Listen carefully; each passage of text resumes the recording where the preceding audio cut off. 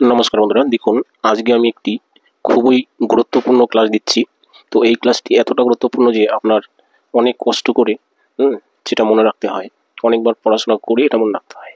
কিন্তু আমি এমন একটি ট্রিক্স বলছি, এমন একটি প্রসেস বলছি, যে প্রসেসে আপনি খুব সহজেই এ থেকে জেড পর্যন্ত প্রত্যেকটা বর্ণের মান, স্থানীয় মান খুব সহজেই আপনি মনে রাখতে পারবেন। শুধু ভিডিওটা 1 থেকে 2 বার ভালোভাবে দেখুন। দেখলেই আপনি বলে দিতে পারবেন যে কার মান কত, এ থেকে জেড পর্যন্ত কোন বর্ণের স্থানীয় মান কত, আপনি খুব সহজেই এটা বলে দিতে পারবেন। ঠিক আছে, তো দেখুন এই ইম্পর্টেন্ট ক্লাসটি আমি শুরু করছি। তো শুরু করার আগে একটা কথা বলি বন্ধুরা, যদি আমার ক্লাসটি দেখে কেউ একটু উপকৃত হন, চ্যানেলটি সাবস্ক্রাইব করবেন, লাইক কমেন্ট শেয়ার করবেন, আর বন্ধুদেরকে শেয়ার করে জানাবেন, যাতে তারাও খুব সহজেই এ থেকে জেড পর্যন্ত প্রত্যেকটি বর্ণের স্থানীয় মান বলে দিতে পারে। আর এটা আপনার রিজনিংয়ের ক্ষেত্রে 4 থেকে 5 নম্বর এই ট্রিক্সে প্রত্যেকটা পরীক্ষায় চলে আসে। যে রিজনিংগুলো, সেই রিজনিংগুলো করতে এ থেকে জেড পর্যন্ত প্রত্যেকটা বর্ণের স্থানীয় মান আপনার দরকার হবে। ঠিক আছে, দেখুন শুরু করছি ক্লাসটি। দেখুন আমরা A B C D E এই প্রথম 5টি বর্ণের মান সচরাচর জেনেই থাকবো, কারণ A B C D E এই প্রথম 5টি সবার মুখে মুখে মনেই থাকে। তাই এ থেকে ই পর্যন্ত এই 5টি বর্ণের ট্রিক্স বলছি না, আমি একদম এফ থেকে স্টার্ট করছি। ঠিক আছে, দেখুন আমরা যদি এই যে এফ লিখেছি, শুধু কি করব, এইটুকু জুড়ে দিব। দেখুন তাহলে এইটুকু জুড়ে দিলে এটা কি হয়ে গেল, 6 হয়ে গেল, তাই না? তার মানে এফের স্থানীয় মান কত, 6 হয়ে গেল। আবার বলছি যে এফের আমরা কি করব, শুধু এইটুকু জুড়ে দিব। এটুকু জুড়ে দিলে কি হবে, এটা 6-এর মতো হয়ে গেল, অর্থাৎ এফের স্থানীয় মান কত, 6।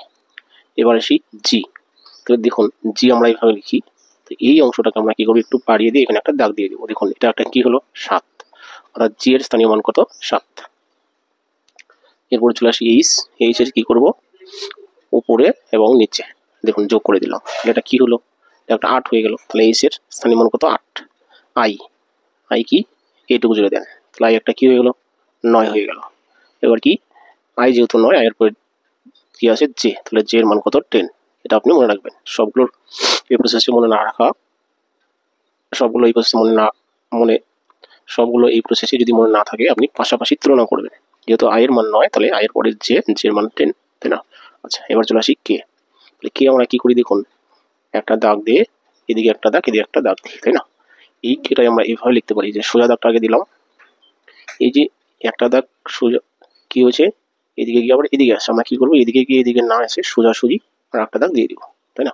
অর্থাৎ এই দাগটাকে আমরা সোজা করে দিলাম বাঁকা না দিয়ে। তাহলে কে এর মানে কি হলো, 11। কিংবা বলা যায় কি, আমরা এইভাবে লিখি, একটা দাগ দিলাম, এই আর একটা দাগ দিলাম, এই আর একটা দাগ দিলাম, এই দুটো দাগটা আমি নিয়ে নিলাম। তাহলে দুটো দাগ মানে কি, সোজাসুজি দুটো দাগ মানে 11, বাস। এভাবে কেটাকে মনে রাখতে পারেন।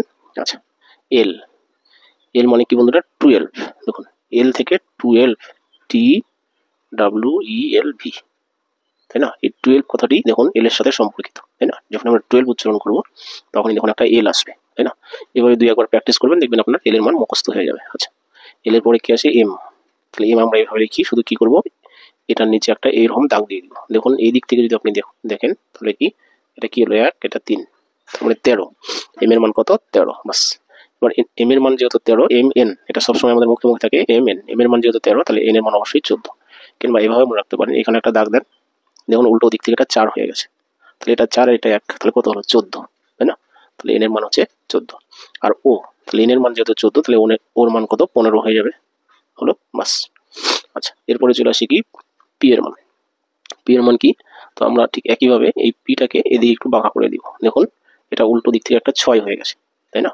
তাহলে পি অনেকটা মাঝখানের দিকে, তার জন্য এটা 6 তো হবে না, তাহলে কত হবে, 16 হবে। মনে রাখবেন 6 সঙ্গে আছে, তার মানে 16 হয়ে যাবে। আচ্ছা, ঠিক কিউ আমরা কিভাবে লিখি, সেটা শূন্য দিয়ে এরকম করি, তাই না?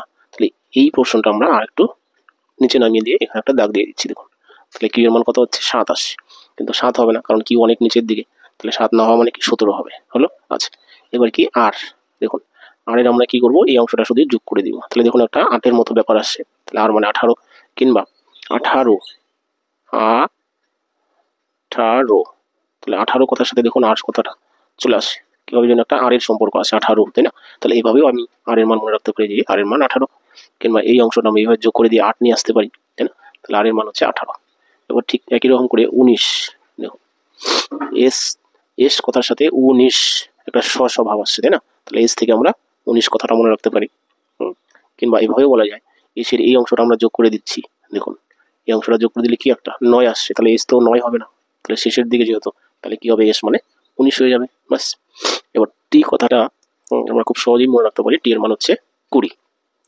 আমরা T20 বলে একটা কথা আছে, T20 ম্যাচ, তাই না, টি ফর 20, তাই না, T20 ম্যাচ, তাহলে টির সাথে 20 কথাটা যুক্ত আছে, ক্রিকেট ম্যাচ, তাই না, T20 ক্রিকেট ম্যাচ হয়, তাহলে টি থেকে সহজেই আমরা 20 কথাটা মনে রাখতে পারবো, অর্থাৎ টি এর মান হচ্ছে 20।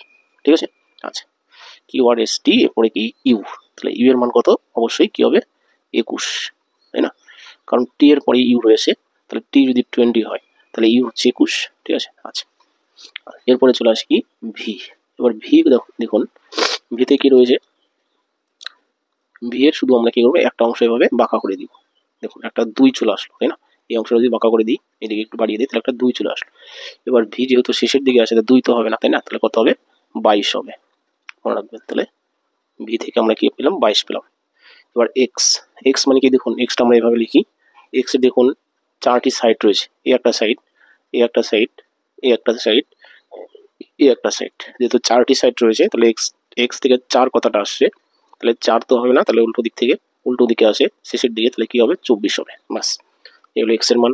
এবার ওয়াইটা কি, এক্স ওয়াই পাশাপাশি থাকছে, তাহলে এক্স যদি আমি 24 মনে রাখতে পারি তাহলে অবশ্যই ওয়াই এর মান কি 25 হবে, কিংবা এইভাবে মনে রাখতে পারি আমরা ওয়াই কিভাবে লিখি, এভাবে একটা দাগ দিয়ে নিচে আরো একটা দাগ দিই, তাহলে এই অংশটা শুধু, এই অংশটা কার মতো 5-এর মতো, তাই না, ইংরেজিতে এটা 5-এর মতো, তাহলে 5 মানে কি 25, তাই না, শেষের দিকে বাস, তাহলে ওয়াই এর মান হচ্ছে 25 আর জেড এর মান কি 26, এটা শেষের দিকে আছে, 26টি বর্ণ আমরা জানি, শেষ বর্ণ হচ্ছে, শেষ বর্ণ হচ্ছে কি জেড, তাহলে শেষ বর্ণটি 26 বাস। এই হলো বন্ধুরা এ থেকে জেড পর্যন্ত প্রত্যেকটি বর্ণের স্থানীয় মান মনে রাখার সহজ পদ্ধতি।